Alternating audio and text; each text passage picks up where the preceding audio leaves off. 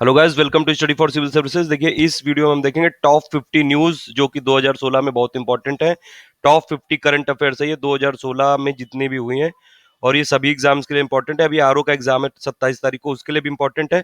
और भी जितने स्टेट पीसीएस और एसएससी एग्जाम और आईएएस के लिए भी इवन इंपॉर्टेंट है।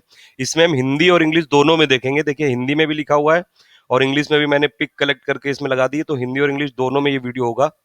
स्टार्ट करते हैं टॉप 50 क्वेश्चंस या फिर top 50 current affairs. Special current affair होगा ये। सबसे पहला है ये करंट अफेयर्स।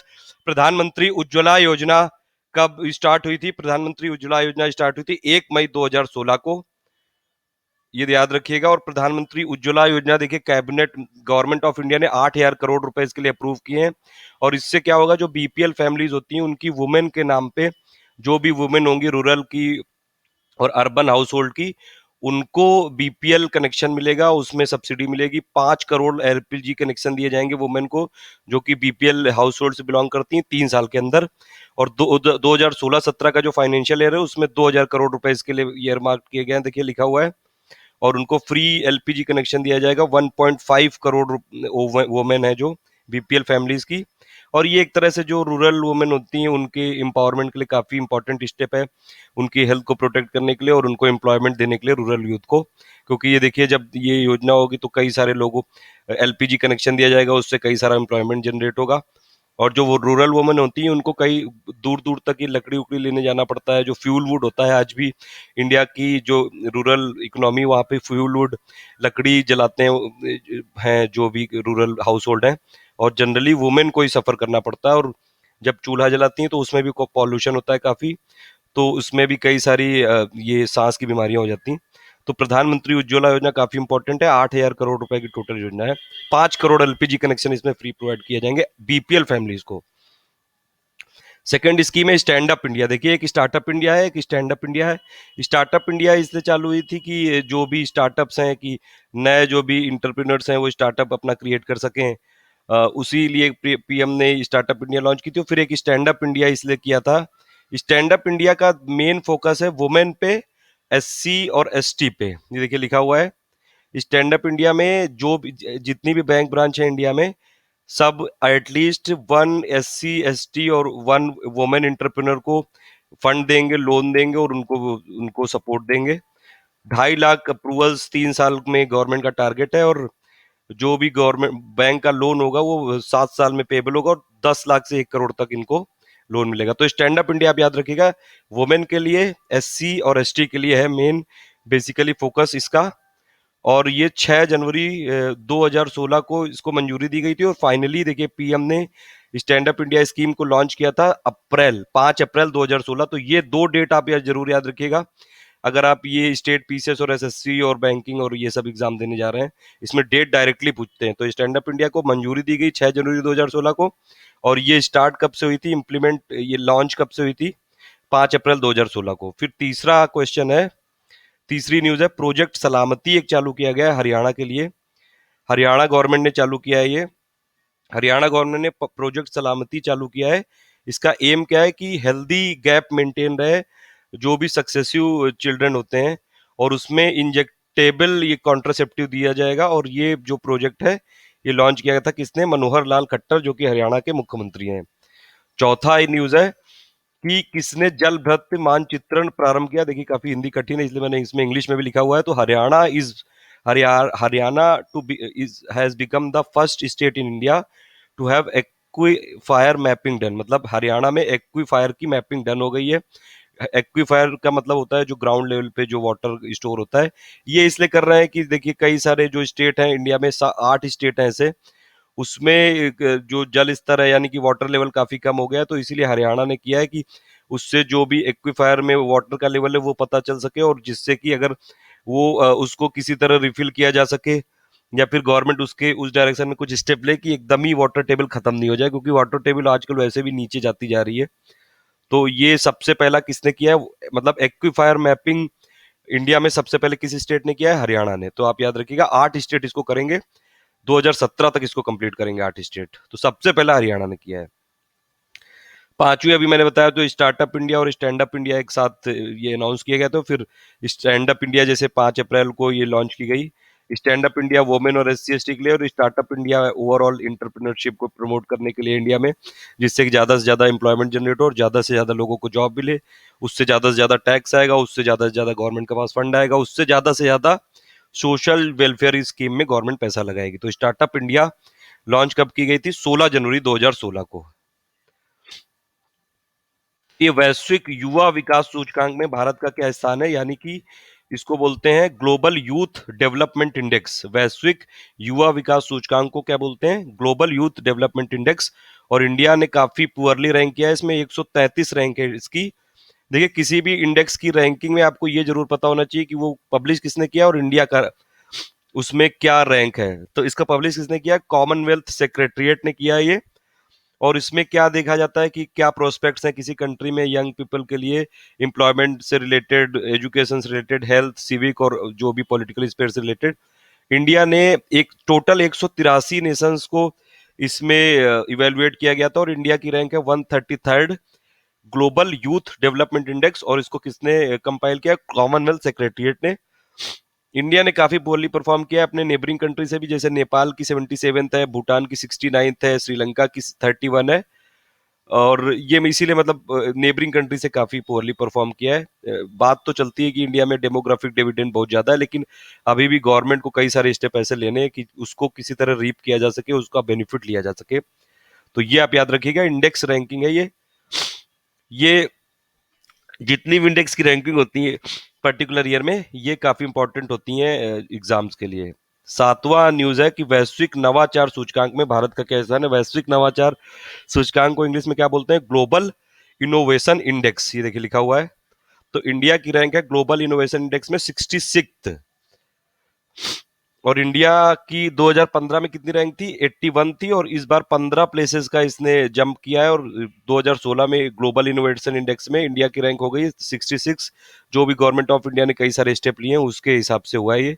और इसको पब्लिश कौन करता है? फ्रांस बेस्ड एक इंटरनेशनल बिजनेस स्कूल है, INSEAD इंसीड। और दूसरा है वर्ल्ड इंटेलेक्चुअल प्रॉपर्टी ऑर्गेनाइजेशन, यानी कि वीपो, जो कि एक स्पेशलाइज एजेंसी है UN की। तो ये आप याद रखिएगा। ग्लोबल इनोवेशन इंडेक्स में इंडिया की रैंकिंग कितनी है? 66 हो गई 2016 में। और इसको पब्लिश कौन करता है? फ्रांस बेस्ड इंसीड और वर्ल्ड इंटेलेक्चुअल प्रॉपर्टी ऑर्गेनाइजेशन, जो कि स्पेशलाइज्ड एजेंसी है UN की।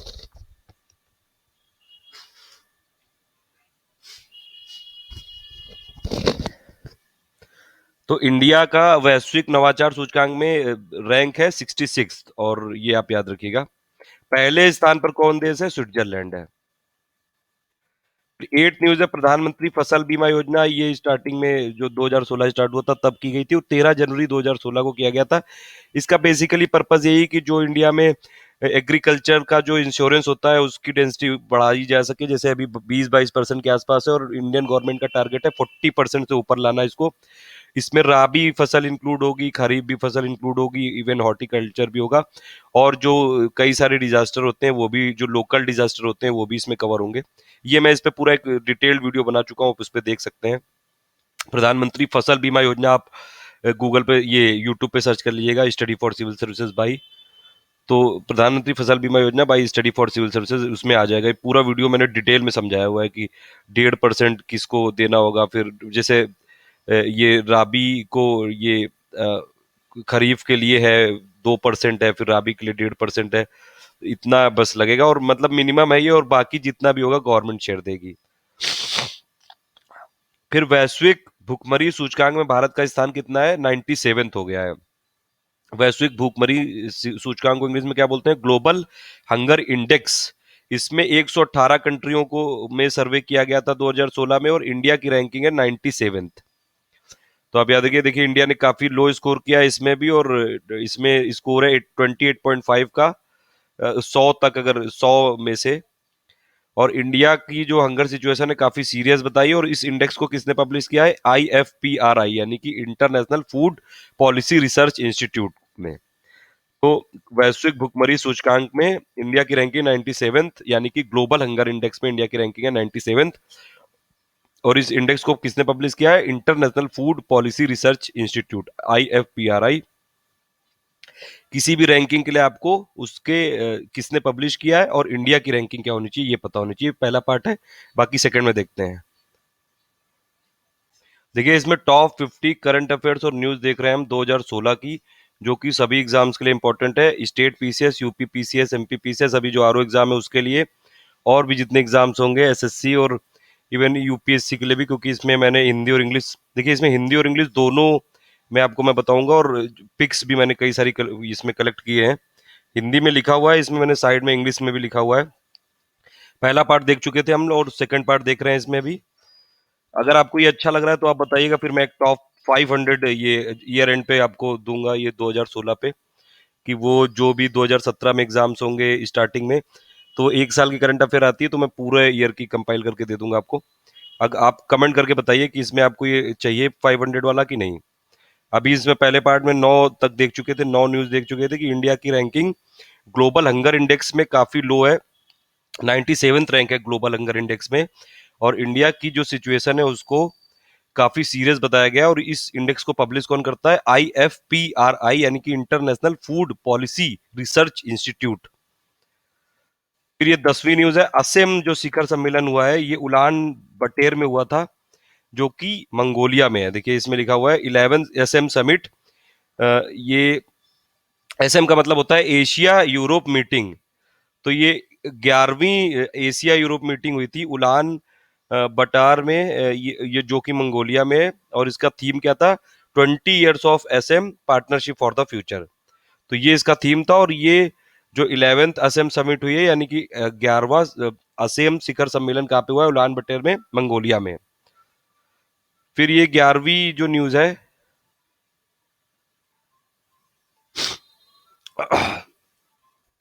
कि 11 सितंबर को, ये अक्टूबर माह में, सितंबर अक्टूबर माह में, मतलब ये पूर्वी दक्षिण अफ्रीका में किस कौन सा तूफान आया था? पूर्वी दक्षिण यानी कि साउथ ईस्ट अमेरिका में कौन सा तूफान आया था? मैथ्यूज आया था, ये आपने देखा ही होगा न्यूज में। तो ये मैथ्यूज आया था, इसका नाम याद रखिएगा। 12वां है कि अभी देखिए ओपन डेफिकेशन फ्री के लिए काफी सारे गवर्नमेंट ऑफ इंडिया प्रोग्राम चला रही है, जैसे काफी मतलब एफर्ट लगा रही है, जैसे स्वच्छ भारत भी उसी डायरेक्शन में है कि ओपन डेफिकेशन फ्री बनाना है इंडिया को। सबसे पहला ओपन डेफिकेशन फ्री स्टेट कौन सा है? सिक्किम, आप याद रखिएगा, इंडिया का। और दूसरा कौन सा है? अभी हिमाचल। तो ये दो आप याद रखिएगा, ये दोनों state overall open defecation free हो गए हैं। लेकिन अगर आप शहरी इलाकों की बात करेंगे तो ये अभी लेटेस्ट न्यूज है कि गुजरात और आंध्र प्रदेश को अर्बन एरिया में ओपन डेफिकेशन फ्री डिक्लेयर कर दिया गया, यानी कि शहरी क्षेत्रों में गुजरात और आंध्र प्रदेश मुक्त हो गए हैं शौच से, जो खुले में शौच करते हैं उनसे मुक्त हो गए हैं। 13 है, ये महिला उद्यमिता पार्क खोला गया है अभी उत्तराखंड में। इंडिया का पहला महिला उद्यमिता पार्क, यानी कि उत्तराखंड ने लॉन्च किया। Uttarakhand state government has launch the women's entrepreneurs park of Uttarakhand on, ये मैंने न्यूज उठाई इसलिए लिखा है, तो the first industrial park in the country exclusively for women entrepreneurs. ये कहाँ पे लोकेट होगी? सीतारगंज उधम सिंह नगर डिस्ट्रिक्ट में। तो इंडिया का पहला industrial park specifically exclusively women entrepreneurs हैं, यानी कि जो महिला उद्यमिता है उनके लिए खोला गया है। और ये किस स्टेट में खोला गया? उत्तराखंड में। उत्तराखंड वालों के लिए काफी इंपॉर्टेंट न्यूज है। और उत्तराखंड में किस जिले में? सितारगंज में, उधम सिंह नगर डिस्ट्रिक्ट में सितारगंज नाम की जगह पे। तो इंडिया का पहला इंडस्ट्रियल पार्क खोला गया है उत्तराखंड स्टेट में, ये आप याद रखिएगा।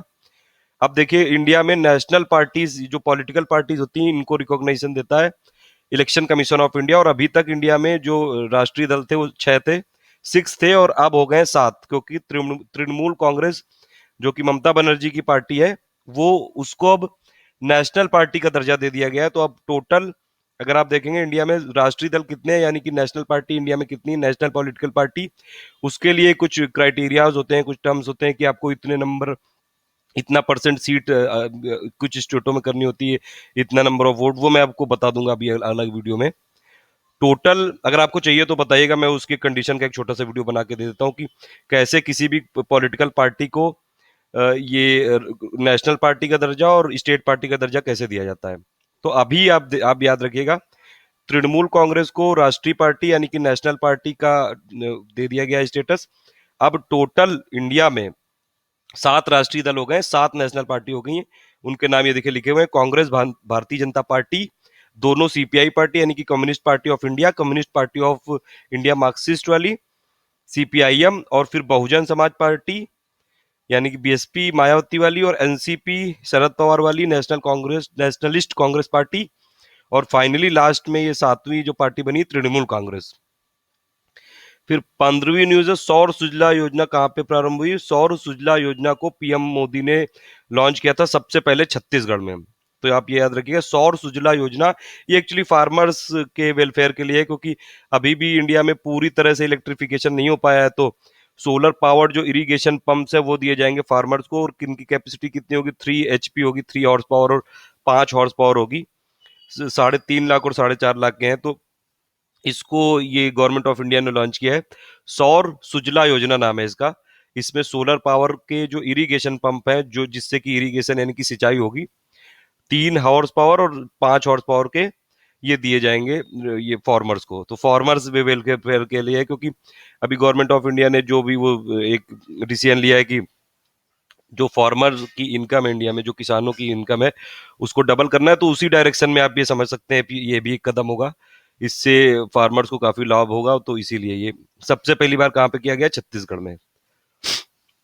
ये वाली न्यूज पे तो मैं पूरा वीडियो ही बना चुका हूँ। 500 और 1000 के नोट का जो बैन हो गया था 8 नवंबर को, प्रधानमंत्री जी ने 8 बजे रात में जो पूरा लाइव कॉन्फ्रेंस करके सब टीवी चैनलों में ये डिक्लेयर किया था कि 8 नवंबर यानी कि 9 नवंबर से ही बंद हो जाएंगे। तो 8 नवंबर को हुए थे अमान्य घोषित।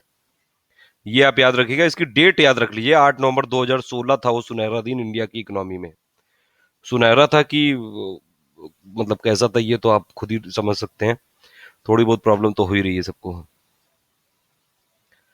फिर स्वच्छ सर्वेक्षण हुआ था, जिसमें इंडिया के जितने भी डिस्ट्रिक्ट हैं और स्टेट हैं उनका ये सर्वेक्षण हुआ था, सर्वे हुआ था ये।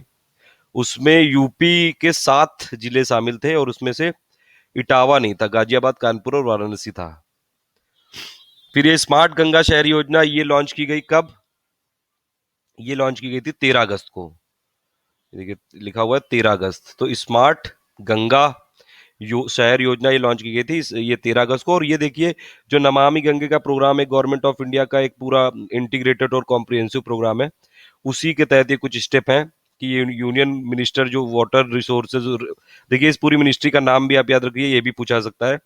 पहले वो वाटर डेवलपमेंट मिनिस्ट्री थी, अब हो गई ministry for water resources, river development and Ganga rejuvenation. तो इन्होंने लॉन्च किया था smart Ganga city scheme. 10 important शहरों में किया था वीडियो कॉन्फ्रेंसिंग के जरिए। वो कौन कौन से शहर थे? हरिद्वार, ऋषिकेश, मथुरा, वृंदावन, वाराणसी, कानपुर, इलाहाबाद, लखनऊ, पटना, साहिबगंज और बैरकपुर। और ये national mission for clean Ganga, ये जो गवर्नमेंट ऑफ इंडिया का इंटीग्रेटेड और कॉम्प्रिहेंसिव प्रोग्राम है गंगा क्लीनिंग के लिए, उसमें उसको सपोर्ट करने के लिए, उसके इंफ्रास्ट्रक्चर डेवलपमेंट के लिए, सीवेज ट्रीटमेंट के लिए इंफ्रास्ट्रक्चर डेवलपमेंट करने के लिए। और ये hybrid annuity mode based model पे होगा, जो कि पीपीटी मॉडल पे बेस्ड है। इंडिया में अभी जितने भी इंफ्रास्ट्रक्चर प्रोजेक्ट होते हैं कई सारे उस पे मॉडल होते हैं, जैसे पीपीपी है, फिर हाइब्रिड वाला है, और भी कई सारे मॉडल हैं, EWDA, तो वो कई सारे हैं। उस पे मैं एक वीडियो बना चुका हूँ शायद, अगर आप देखेगा नहीं बनाओ तो बता दीजिएगा, मैं उसमें बना दूंगा अलग से। फिर ये 19वीं न्यूज है, 17वां गुट निरपेक्ष यानी कि नॉन अलाइन मूवमेंट, जिसका इंडिया भी फाउंडर मेंबर था, वो स्टार्ट हुआ था वेनेजुएला में, मार्गरीटा आइलैंड नाम की जगह थी, वहां पे ये हुआ था।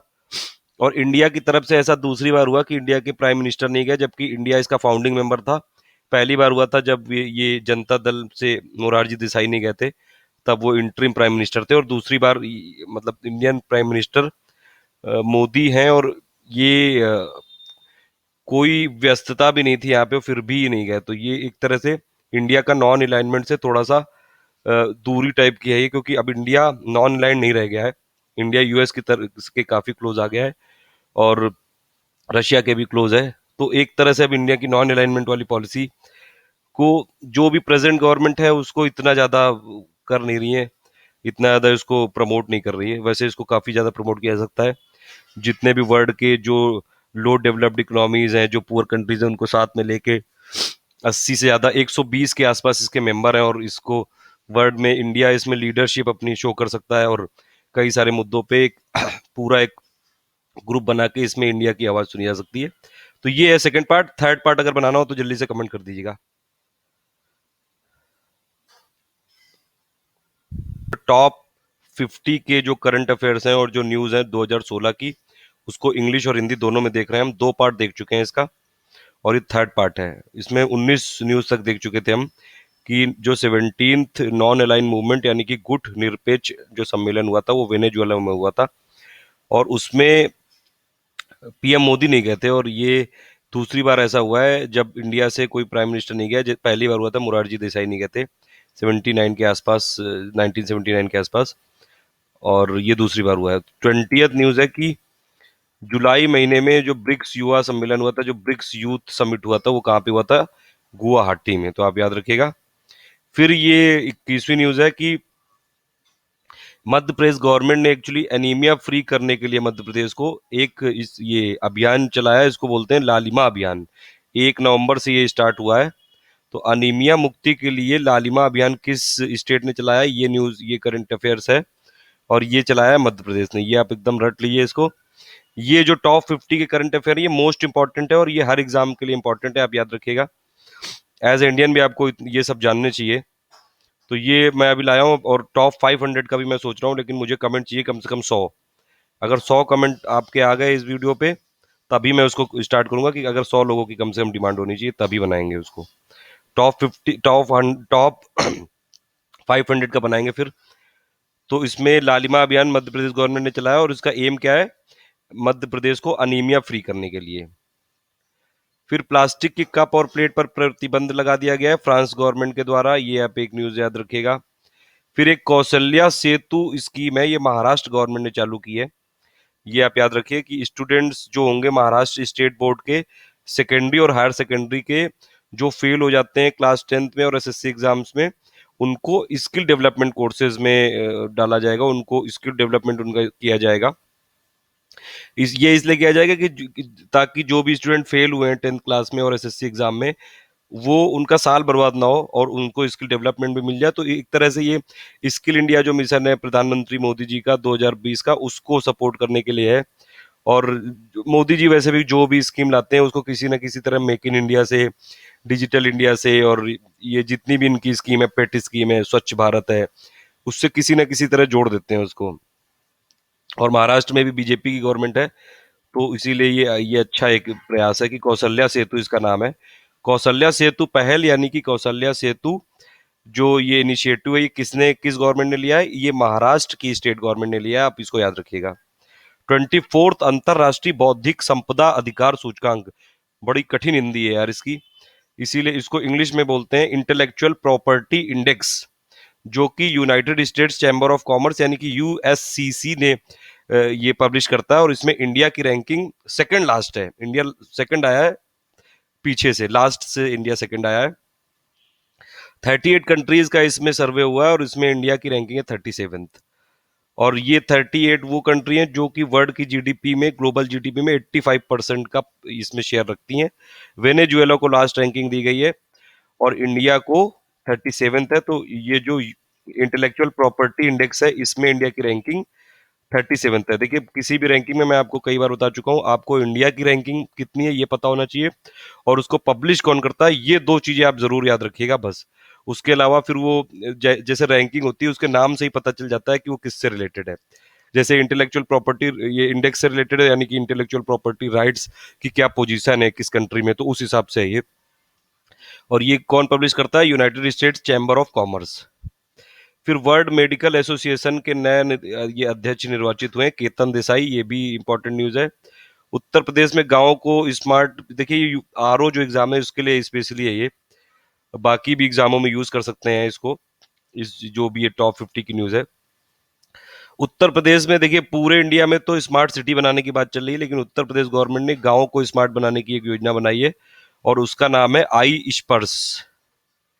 तो आप ये नाम याद रखिएगा। आई स्पर्श में जो भी ये विलेजेस होंगे उसको स्मार्ट करने में, उसको स्मार्ट और उसमें सेल्फ डिपेंडेंट, और वहाँ पे जो भी इंफ्रास्ट्रक्चर है उनको किसी तरह मजबूत बनाने में, एम्प्लॉयमेंट जनरेट करने में, स्मार्ट बनाने में, जो भी स्मार्ट के जो पैरामीटर्स हैं सिटी वाले, पूरे इंडिया में चल रहा है, वैसे ही गाँव के लिए है आइस पर्स नाम की स्कीम। फिर अमेरिका ने क्यूबा में अपना जो राजदूत नियुक्त किया है वो है जेफरी डेला रेंटिस। फिर ये एक अलग न्यूज है, 28 न्यूज है, विनिवेश भाग विभाग, यानी कि जो डिस इन्वेस्टमेंट जो डिपार्टमेंट है, जो भी गवर्नमेंट ऑफ इंडिया का, ये डिसाइड करता है कि हर साल कौन सी पब्लिक सेक्टर का कितना परसेंट डिसइन्वेस्ट कर दिया जाएगा, यानी कि उसको बेच दिया जाएगा और उसमें प्राइवेट पार्टनरशिप बढ़ा दी जाएगी, गवर्नमेंट की पार्टनरशिप यानी कि गवर्नमेंट का शेयर कम कर दिया जाएगा। तो ये वो होता है डिपार्टमेंट ऑफ डिसइन्वेस्टमेंट, और उसको अब बना दिया गया है दीपम। इसका नाम चेंज कर दिया गया है डिपार्टमेंट ऑफ डिस इन्वेस्टमेंट का, और इसको दीपम है। दीपम का नाम, दीपम का मतलब होता है department of investment and public asset management. तो ये डिस इन्वेस्टमेंट डिपार्टमेंट दीपम बन गया है, और इसमें जो ये डिसीजन लिया गया है ये प्रॉपर मैनेजमेंट का और सेंटर का जो भी इन्वेस्टमेंट होता है इक्विटी में, ये उससे रिलेटेड है, जो भी सेंट्रल पीएसयूज होती हैं यानी कि पब्लिक सेक्टर अंडरटेकिंग्स। फिर है 29 न्यूज है, भारत का पहला निकिल धातु संयंत्र प्रारंभ हुआ है कहाँ पे, यानी कि इंडिया का first facility to produce nickel, ये किसने लॉन्च किया है, किस कंपनी ने, हिंदुस्तान कॉपर लिमिटेड ने, और ये किया है घाटशिला में, झारखंड में। तो इंडिया का फर्स्ट निकिल प्रोडक्शन का जो फैसिलिटी है वो अभी स्टार्ट किया है हिंदुस्तान कॉपर लिमिटेड कंपनी ने, घाटशिला झारखंड में। फिर ये देश का सर्वाधिक कृषक अनुकूलन राज्य है, ये मतलब एडेप्टेबल राज्य है, वो है Maharashtra. Doing business index 2017, ease of doing business index होता है जो, जिसको कि वर्ल्ड बैंक पब्लिश करता है, उसमें सबसे पहला स्थान हुआ है न्यूजीलैंड को मिला है। और इसमें ease of doing business index है, ये वर्ल्ड बैंक पब्लिश करता है, आप याद रखिएगा, ये तो काफी बार पूछा जा चुका है यूपीएससी में और भी कई सारे एग्जाम में। पिछली बार ये जो रैंकिंग है ये इंडिया की इस बार हो गई है 130, तो ज्यादा कोई सुधार नहीं हुआ है, जबकि इंडियन गवर्नमेंट ने काफी सारे इसमें एफर्ट्स लगाए थे कि जो ईज ऑफ डूइंग बिजनेस है उसमें किसी तरह इंडिया की रैंकिंग सुधरे और ज्यादा से ज्यादा इन्वेस्टमेंट आए इंडिया में। जैसे कई सारी प्रोसेस जो कॉम्प्लिकेटेड थी उनको सिंपल कर दिया गया था, सिंगल प्रोसेस जो फॉर्म ला दिया गया था, कई सारी प्रोसेस में डिजिटाइजेशन कर दिया गया था, लेकिन फिर भी ईज ऑफ डूइंग बिजनेस में, डूइंग इंडेक्स जो बिजनेस इंडेक्स में, उसमें इंडिया की रैंक सुधरी नहीं है। फिर भारत का पहला बायो सीएनजी जो फ्यूल संयंत्र, ये कहाँ पे प्रारंभ हुआ है, ये पुणे में। फिर नासा का बैटरी चालित प्रायोगिक ये जो विमान है ये X-57 है, एक्स सीरीज है ये। फिर वर्ल्ड प्रेस फ्रीडम इंडेक्स यानी कि वर्ल्ड प्रेस फ्रीडम सूचकांक, तो इंडिया की रैंकिंग है इसमें 133 आउट ऑफ 180 कंट्रीज में से। देखिए वर्ल्ड प्रेस फ्रीडम इंडेक्स का मतलब होता है कि किसी एक कंट्री में जो वहाँ की प्रेस है या मीडिया है उसको कितनी फ्रीडम है, वो उस हिसाब से 180 कंट्रियों की रैंकिंग हुई और इंडिया को रैंकिंग मिली 133। और इसको रिलीज कौन करता है, इसको रिलीज करता है एनजीओ, एक यानी कि नॉन गवर्नमेंट ऑर्गेनाइजेशन, जिसका नाम है रिपोर्टर्स विदाउट बॉर्डर्स, ये देखिए लिखा हुआ है। और ये रिपोर्टर्स विदाउट बॉर्डर्स ये पब्लिश करती है इसको, और ये पब्लिश करती है वर्ल्ड प्रेस फ्रीडम इंडेक्स, और उसमें इंडिया की रैंकिंग 133 है 180 कंट्रियों में। टॉप करा है इसको वर्ल्ड प्रेस फ्रीडम इंडेक्स को फिनलैंड ने, और फिर सेकंड नंबर पे नीदरलैंड है, फिर नॉर्वे, डेनमार्क और न्यूजीलैंड है। तो प्रेस फ्रीडम के हिसाब से इन लोगों के मतलब ये जो रिपोर्टर्स विदाउट बॉर्डर्स है इनके हिसाब से इंडिया में जो प्रेस है उसको काफी फ्रीडम नहीं, जबकि आप लोग जानते हैं कि इंडिया की मीडिया कितनी हावी रहती है, इंडिया की मीडिया मुद्दे ही बनाती है। अभी तक इंडिया की मीडिया मुद्दे बनाती थी, खैर अब सोशल मीडिया ने थोड़ा उसको ओवरटेक कर लिया है, तो अब सोशल मीडिया से थोड़ा मीडिया डर रही है। लेकिन मतलब ये तो है कि इंडिया में फ्रीडम तो मीडिया को काफी ज्यादा है, पता नहीं लेकिन फिर भी इन इन लोगों के ऐसे पैरामीटर रहते हैं कि अभी भी इंडिया की रैंकिंग काफी खराब है। फिर भ्रष्टाचार बोध सूचकांक में भारत की रैंक है, यानी कि जिसको बोलते हैं corruption perception index. Corruption perception index में इंडिया की रैंकिंग है 76th, और इसको पब्लिश कौन करता है, बर्लिन, यानी कि बर्लिन जर्मनी की है ये करप्शन बेस्ड जो वॉचडॉग है, ये ट्रांसपेरेंसी इंटरनेशनल। तो करप्शन परसेप्शन इंडेक्स को पब्लिश करता है ट्रांसपेरेंसी इंटरनेशनल, और उसमें इंडिया की रैंकिंग है 76 आउट ऑफ 168 कंट्री। तो आप इसको याद रखिएगा, किसी भी इंडेक्स में दो चीजें, इंडिया की रैंकिंग और उसको पब्लिश कौन करता है, तो आप इसमें याद रखिएगा। जैसे ये जो वर्ल्ड प्रेस फ्रीडम इंडेक्स में इंडिया की रैंकिंग 133 है, और जो करप्शन परसेप्शन इंडेक्स में इंडिया की रैंकिंग है 76। बाकी अभी नेक्स्ट पार्ट में करते हैं, फोर्थ पार्ट में, ये थर्ड पार्ट है इसका। प्लीज यार कमेंट करके बताइए कि आपको 500 वाले चाहिए कि नहीं। टॉप 5 देखिए, इसमें टॉप 50 न्यूज 2016 की, टॉप 50 करंट अफेयर 2016 के देख रहे हैं हम, और ये सभी एग्जाम्स के लिए इंपॉर्टेंट है। स्टेट पीसीएस अभी जो आरओ होने वाला है परसों, उसके लिए भी इंपॉर्टेंट है, और भी जितने एग्जाम्स होते हैं जिसमें फैक्ट वाइज क्वेश्चन पूछे जाते हैं, इसमें हिंदी और इंग्लिश दोनों में हम डिस्कस कर रहे हैं। ये फोर्थ पार्ट होगा और ये लास्ट पार्ट होगा मोस्ट प्रोबेबली। अगर आपको 500 टॉप 500 करंट अफेयर्स चाहिए 2016 के, जो कि 2017 के एग्जाम के लिए इंपॉर्टेंट होंगे, तो आप कमेंट करके बताइएगा। कम से कम 100 कमेंट होने चाहिए, तभी मैं उसमें बनाऊंगा टॉप 500 का, क्योंकि अगर डिमांड होगी तभी उसमें करेंगे, नहीं तो ऐसे फायदा नहीं है फिर। 36 को ये पार्ट, ये 36 इसमें देख चुके थे। 37 तक की फॉर्च्यून की जो लिस्ट आती है उसमें अरविंद केजरीवाल को 42nd स्थान प्राप्त हुआ है। काफी ये सरप्राइजिंग है, क्योंकि अरविंद केजरीवाल ऐसा कोई काम, मतलब उनकी ऐसी इमेज है नहीं कि उनको टॉप 50 के वर्ल्ड ग्रेटेस्ट लीडर में दिया जाए। हालांकि उनके एफर्ट्स को काफी ज्यादा एफर्ट ये प्रशंसा की गई है कि इन्होंने पॉल्यूशन पे काफी एफर्ट लिए, और स्कीम में इन कई सारी चीजों में विवादित भी रहते हैं, ये हमेशा कमेंट करते रहते हैं। और भी कई सारे, मतलब जैसे दिल्ली के हैं सीएम, और दिल्ली का काम पे ज्यादा फोकस नहीं रहता है, पूरे इंडिया के पीएम बनना चाहते हैं, तो इसीलिए थोड़ा सा सरप्राइजिंग जरूर है ये। लेकिन आप हम लोग को तो फैक्ट वाइज याद रखने हैं, तो टॉप 50 में है इनका नाम। अरविंद केजरीवाल को 42nd स्थान दिया गया टॉप 50 के वर्ल्ड्स ग्रेटेस्ट लीडर में, दिल्ली के सीएम को। 38 न्यूज है कि वर्ल्ड जो विश्व प्रसन्नता रिपोर्ट है, यानी कि वर्ल्ड हैप्पीनेस इंडेक्स है, उसमें इंडिया की रैंकिंग है 118। इंडेक्स में आपको याद रखिए इंडिया की रैंकिंग और उसको किसने पब्लिश किया है, दो चीजें याद रखनी है। तो टोटल वर्ल्ड हैप्पीनेस इंडेक्स 2016 की जो कंपाइल की गई, उसमें 157 कंट्रीज को लिया गया है, 157 कंट्रीज का सर्वे किया गया है, और इंडिया की रैंकिंग है 118th। और इसको पब्लिश करता है, इसको पब्लिश करता है सस्टेनेबल डेवलपमेंट सॉल्यूशंस नेटवर्क, जो कि एक ग्लोबल इनिशिएटिव है यूएन का। तो आप याद रखिएगा, विश्व प्रसन्नता रिपोर्ट में भारत का स्थान है 118th, यानी कि ग्लोबल ये वर्ल्ड हैप्पीनेस इंडेक्स में इंडिया की प्लेस प्लेस है, यानी कि इंडिया की रैंक है 118th। फिर संयुक्त राष्ट्र महासभा यानी कि यूनाइटेड नेशन जनरल असेंबली ने एड्स के खात्मे के लिए, यानी कि एड्स को एंड करने के लिए 2030 ईयर निर्धारित किया है, ये आप याद रखिएगा। 2030 को ये बेंचमार्क बनाया कि 2030 तक एड्स पूरी दुनिया से खत्म करेंगे इसको। फिर ताइवान की महिला राष्ट्रपति इसमें निर्वाचित हुई है, Sai Ing Wen.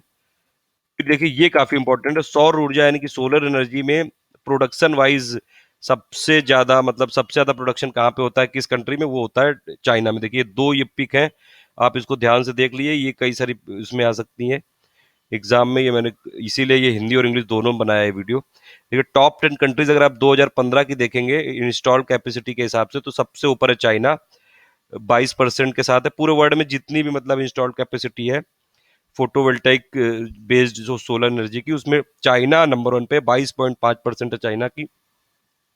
Second number पे जर्मनी है 20.6% के साथ, और अभी तक जर्मनी वैसे लीड ये पूरे वर्ल्ड का प्रोड्यूसर था सोलर एनर्जी का। थर्ड नंबर पे जापान है 17.8%। इंडिया का भी काफी एम्बिशियस टारगेट है, जैसे इंडिया की गवर्नमेंट ऑफ ये पीएम मोदी ने जो टारगेट लिया 100 जीबी बनाना है हमको, 175 गीगावाट बनाना है टोटल नॉन कन्वेंशनल एनर्जी से, उसमें से 100 जीबी बनाना है सोलर से, और 60 जीबी बनाना है विंड से, और बाकी ये बायोगैस से, और बाकी ये जो स्मॉल हाइड्रो से, इन सबसे। तो टोटल आप याद रखिएगा, टोटल ये जो सोलर एनर्जी में प्रोडक्शन में नंबर 1 है चाइना, आप ये याद रखिएगा। और विंड एनर्जी यानी कि पवन ऊर्जा में प्रथम स्थान है यूएस का। United States continue to lead the world in wind energy production according to the recently release data by the global wind energy council and the US energy information in administration. तो ये US जो global energy wind energy council है और US energy information administration के हिसाब से United States of America है wind energy के प्रोडक्शन में नंबर 1 पे। फिर विश्व के शीर्ष तेल उपभोक्ताओं यानी कि जो भी कंज्यूमर्स हैं, टॉप 3 क्रूड ऑयल जो कंज्यूमर्स हैं उसमें इंडिया थर्ड नंबर पे है। वही ऑब्वियसली फर्स्ट नंबर, ये फर्स्ट सेकंड पे यूएस और चाइना ही है। जीएसटी जो अभी हुआ है, जीएसटी जो अभी जैसे ये कॉन्स्टिट्यूशनल अमेंडमेंट एक्ट हो चुका है 101वां, और बिल था वो 122वां, उसको सब वो उसमें रिक्वायरमेंट थी क्योंकि वो उसमें ये फेडरल प्रोविजंस ऑफ इंडिया को ये इफेक्ट करेगा, तो इसलिए जितने भी स्टेट है इंडिया में उसमें से आधे स्टेट्स को उसको अपने जो स्टेट लेजिस्लेटिव असेंबली है उससे पारित करना था, स्टेट लेजिस्लेचर से। तो सबसे पहले इंडिया में असम स्टेट ने जीएसटी को अपने स्टेट असम स्टेट लेजिस्लेचर से फाइनली पास कर दिया। फिर केंद्र सरकार ने गांव में 100% यानी कि 100% बिजली पहुंचाने का टारगेट तय किया है गवर्नमेंट ऑफ इंडिया ने। ये डेट आप याद रख लीजिए, 1 मई 2018। ये कितनी बार न्यूज में आता है, हर न्यूज़पेपर में आता है, और ये एग्जाम में जरूर आएगा, और ये क्वेश्चन बिल्कुल बहुत इंपॉर्टेंट है। तो इंडियन गवर्नमेंट का टारगेट है 100%, जो भी 100% जो अभी जैसे 13,000 17,000 गांव बचे थे, उसमें से 6-7 हजार अभी हो भी चुके हैं इलेक्ट्रीफाइड, और 10,000 11,000 बचे हैं। वो 1 मई 2018 तक का टारगेट है गवर्नमेंट ऑफ इंडिया, यानी कि मोदी गवर्नमेंट ने लिया है ये।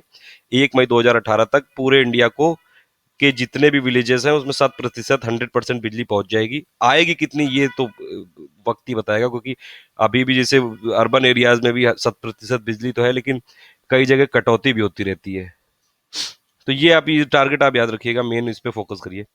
फिर भारत का पूर्णतः पेपर रहित मंत्रालय बना, यानी कि पेपरलेस मिनिस्ट्री कौन सी सबसे पहले बनी? Ministry of coal. तो ministry of coal has gone completely digital from October 16। तो आप ये याद रखिएगा, कोल मिनिस्ट्री पेपरलेस हो गई है पूरी तरह से। फिर किस राज्य ने लोक वित्तीय प्रबंधन प्रणाली लागू की, यानी कि पब्लिक फंड मैनेजमेंट सिस्टम किसने किया है, किस स्टेट ने? तो Jharkhand has become the first state to implement public fund management system. फिर सोनी परियोजना कहाँ पे शुरू हुई है? सोनी का मतलब है ये जो सौराष्ट्र नर्मदा अवतरण इरिगेशन योजना है, ये प्रधानमंत्री मोदी जी ने ये स्टार्ट की है, ये जामनगर डिस्ट्रिक्ट में गुजरात के। और इसका देखिए ये मल्टीपर्पज, ये जो सोनी परियोजना है, सोनी प्रोजेक्ट है, ये मल्टीपर्पज प्रोजेक्ट है, और मेन इसका एम है जो कि गुजरात के जो सौराष्ट्र वाले रीजन है उसमें जो पानी की दिक्कत है उसको सॉल्व करने के लिए। मल्टीपर्पज का मतलब ये होता है कि कई सारे इसके यूज हो जाएंगे। तो सोनी परियोजना की है जामनगर डिस्ट्रिक्ट में। फिर उर्जित पटेल गवर्नर बने हैं जो भी आरबीआई के, जो पहले अभी तक डिप्टी गवर्नर थे, 24th गवर्नर बने हैं ये। और 50th न्यूज है, वरिष्ठ नागरिकों की निम्न प्रतिशत वाला राज्य है, मतलब सबसे कम जो ओल्ड एज वाले 60 से ऊपर वाले जो लोग हैं 4.6% है सिर्फ अरुणाचल प्रदेश की आबादी के। तो सबसे देखिए जो इंडिया में, एक मैं आपको फैक्ट बता रहा हूँ, जैसे इंडिया के जो साउथ वाले स्टेट हैं जैसे केरला, तमिलनाडु, ये सब काफी ज्यादा यहाँ पे जो ओल्ड एजिंग जो पॉपुलेशन है काफी ज्यादा है। देखिए लिखा हुआ है ये मैप भी इसीलिए मैंने कलेक्ट किया है ये। एल्डरली पॉपुलेशन में टॉप 5 स्टेट कौन कौन से हैं? केरला है, सबसे ज्यादा केरला है, केरला में एल्डरली पॉपुलेशन सबसे ज्यादा है। फिर उसके बाद गोवा है, फिर तमिलनाडु, फिर पंजाब, फिर हिमाचल। और ये देखिए मिनिस्ट्री का डेटा है। और फिर जो बॉटम 5 में है, सबसे कम एल्डरली पॉपुलेशन है अरुणाचल प्रदेश की, फिर मेघालय और नागालैंड है, फिर मिजोरम है, फिर सिक्किम है। सबसे ज्यादा गोवा है, सबसे ज्यादा गोवा में एल्डरली पॉपुलेशन है, यानी कि सबसे ज्यादा बूढ़े लोग गोवा ये केरला में, और सबसे कम जो है वो अरुणाचल प्रदेश में है। 4.6% है सिर्फ अरुणाचल प्रदेश की पूरी आबादी का। वैसे भी अरुणाचल प्रदेश की आबादी भी काफी कम है। तो ओवरऑल साउथ इंडिया के जो स्टेट है वो बूढ़े स्टेट हैं, यानी कि वहाँ पे बूढ़ों लोगों की संख्या ज्यादा है, इसीलिए वहाँ पे सोशल स्कीम और ये सब काफी ज्यादा चलती है, केरला की गवर्नमेंट चलाती है, क्योंकि वहाँ पे मेडिकल फैसिलिटी और इन सब की ज्यादा जरूरत है। और नॉर्थ ईस्ट जो इंडिया का है वो काफी यंग है, यानी कि यहाँ पे जो नॉर्थ ईस्ट है इंडिया का, नॉर्थ ईस्ट वाले जो 8 स्टेट हैं, 8 जो सिस्टर सिटीज हैं, जैसे कि सिक्किम, अरुणाचल प्रदेश, मणिपुर, मेघालय, मिजोरम, त्रिपुरा, ये सब में ये काफी यंग पॉपुलेशन काफी ज्यादा है। देखिए अरुणाचल प्रदेश में 4.6% पॉपुलेशन है सिर्फ एल्डरली। और फिर सेकंड नंबर पे मेघालय है, इसमें भी 4.7% है सिर्फ। थर्ड नंबर पे ये नागालैंड है, इसमें भी 5.2% है सिर्फ। मिजोरम में भी देखिए 6.3% है, और सिक्किम में भी 6.7। तो मतलब जो बॉटम के 5 है वो टोटल नॉर्थ ईस्ट वाले स्टेट ही हैं, और जो टॉप 5 है ज्यादातर देखिए साउथ वाले ही। केरला है नंबर 1 पे, केरला की जितनी पॉपुलेशन है 12.6% वहाँ की एल्डरली पॉपुलेशन है। फिर सेकंड नंबर पे गोवा है, उसमें 11.2 यानी कि 11.2 पॉपुलेशन जो गोवा की है वो एल्डरली है। फिर तमिलनाडु है, 10.4% पॉपुलेशन है तमिलनाडु की, वो एल्डरली पॉपुलेशन है। और पंजाब में भी जितनी भी आबादी है उसका 10% देखिए एल्डरली है और हिमाचल प्रदेश में 10.2%। तो ये एल्डरली जो पॉपुलेशन जहाँ भी स्टेट में रहती है, तो गवर्नमेंट के ऊपर काफ़ी ज़्यादा ये एक तरह से रिस्पॉन्सिबिलिटी रहती है, क्योंकि जो एल्डरली लोग होते हैं उनको मेडिकल फैसिलिटीज़ प्रोवाइड कराना, उनको सोशल सिक्योरिटी देना, ये सब काफ़ी इस पे काम करना पड़ता है। टॉप 500 अगर आपको बनवाना है तो कमेंट करते रहिए। Thank you for listening.